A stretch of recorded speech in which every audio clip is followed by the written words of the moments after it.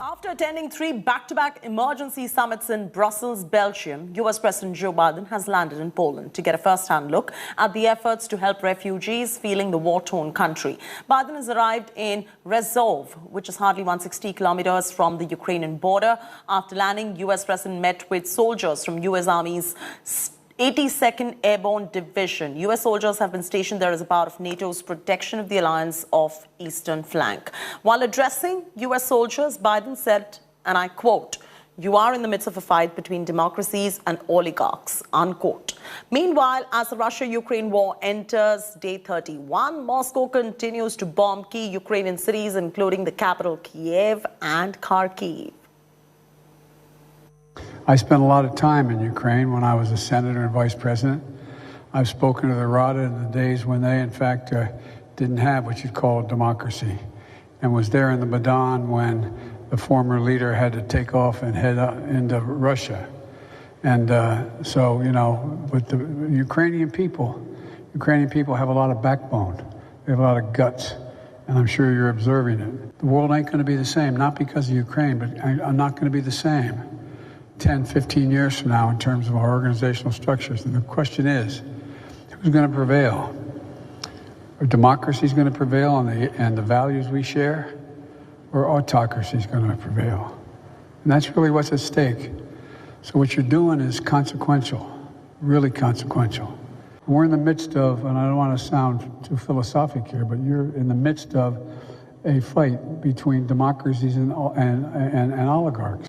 Let's take this across to my colleague Sneha Vardhani, who spoke to Ukrainian MP Lyudmila on Moscow's usage of nuclear weapons in the war. Listen in. About this concern about, the fact that Russia has spoken about it in the past as well and continues to speak about the use of nuclear weapons in the context of US President Joe Biden being in Poland and NATO countries coming together. Does it look like that things could worsen from here on? What's the concern? We've seen already an extraordinary escalation of the conflict from Russia's side. And to be honest, after the world didn't react to the use of chemical weapons in Syria, Russia is testing new and new borders. And it's not the first time that Russia is committing the acts of nuclear terrorism around the world. We already saw the use of phosphorus, which is forbidden by all international treaties around the world in Ukraine during this conflict. We already find signs of preparation for the use of chemical weapons in Ukraine. And here, I think the world should draw very strict red lines as to how far the Russian threats and Russian aggression can go. Even a couple of months ago could expect this kind of vast war happening in the center of Europe. And no one could expect 8 years ago that some crazy person, even regardless of the interests of his own country, will redefine borders or try to redefine borders in Europe that were established after the Second World War. But here we are. We're living in a completely new reality and on the verge of Third World War. So today is the time when the world has to be as united as we can and as united as possible to counter Russian aggression. And after those threats that we're hearing on a constant basis, we have to request Russia's full nuclear and full disarmament of Russia, because that's the only way we can ensure stability and security, not only in Europe, but in the entire world. Rajesh is joining us from Ukraine with all the latest developments. He's a soldier reporter putting his own life at stake from day one of the war till date. He's been relentlessly getting you all the updates. Rajesh, before I come to you, as far as the situation of Ukraine is concerned, the very, very pertinent question and the point here is Russian President Putin has sent nuclear submarines into North Atlantic. This has happened one day after issuing a chilling threat to the West. What does this mean, if you could explain this to our viewers? Look, I think this is all saber-rattling from both the sides. In the NATO summit, American President Biden and NATO countries decided to improve their posture in Eastern Europe from a deterrent posture to a defensive posture, which basically meant they would increase the number of troops in the Baltic states of Latvia, Lithuania, Estonia, and in Poland and Hungary. So this is a kind of saber rattling now from Russian side by putting their submarines in North Atlantic Sea to send a signal that they are ready as well. If NATO does something, there will be counter reaction from Russia. That's what they wanted to say. But let me tell you, as far as this conflict is concerned, there has been not much movement on ground in Ukraine in the last few days.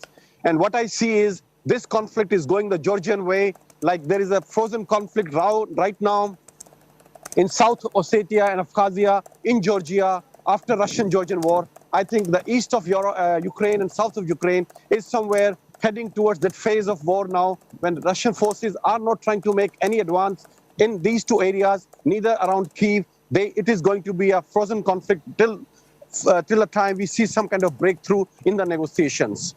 Over to you. All right, Rajesh, stay on with us. Now let us get a stock of situation in terms of pan-Ukraine, the situation as it stands. You're there in the capital, Kiev, at the moment, Kiev, and the rest of Ukraine. What does it look like right now? See, Kiev is quite silent. It's totally quiet here in last 48 hours. No bombings, no air raids. I don't hear those explosions, which was so common here till 2 days back. It has fallen totally quiet. What reports we're getting from outskirts is fighting has more or less stopped. There were a few counterattacks by Ukraine forces, but they were very, very small in nature, a bit of fighting, that's all. Otherwise, this conflict outside Ukraine, outside Kiev, all around Kiev, is right now, has gone to a passive stage where Russians are consolidating their position all around the perimeter of Kiev, stocking their supplies. And so is the situation east of Ukraine, except in Donbass, where their forces have made it advance by a few kilometers into Ukrainian territory. Otherwise, more or less, this is a consolidation phase for the Russian forces and resupplying of their existing gains, places where they made gains, and consolidate those gains now. All right, Rajesh, we'll keep coming back to you for all the latest developments that you're tracking right here for us. You stay safe. We'll keep coming back to you for more. As Ukraine continues standing tall and strong despite being bloodied and battered, Russian President Putin has switched to a new plan. Russia now vows to liberate Donbass, as its defense military stated that first phase of Ukraine operation was successful. This comes after Russia had set up a no-fly zone over Ukraine's Donbass. The Russians even claim atrocities by Ukrainian government and forces in the region. Earlier this month, Putin even said that it had been a difficult decision to invade Ukraine, but the people of Donbass were not stray dogs. Remember, Donbass is crucial as Russia-backed separatists now control 93% of Luhansk, which is Ukraine's Luhansk region, and 54% of the Donetsk region, the two areas that jointly make up Donbass.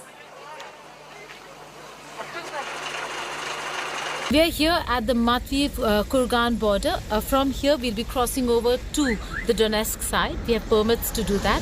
And so we'll be going the first Indian channel to reach the Donbass region, to reach Donetsk.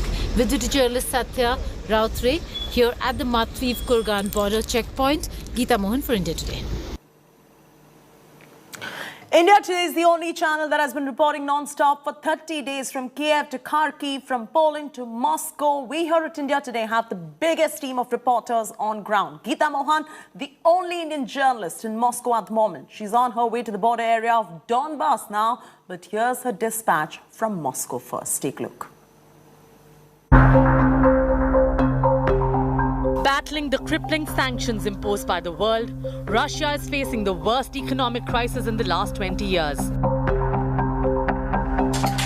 However, Putin remains undeterred and continues to unleash its wrath on Ukraine.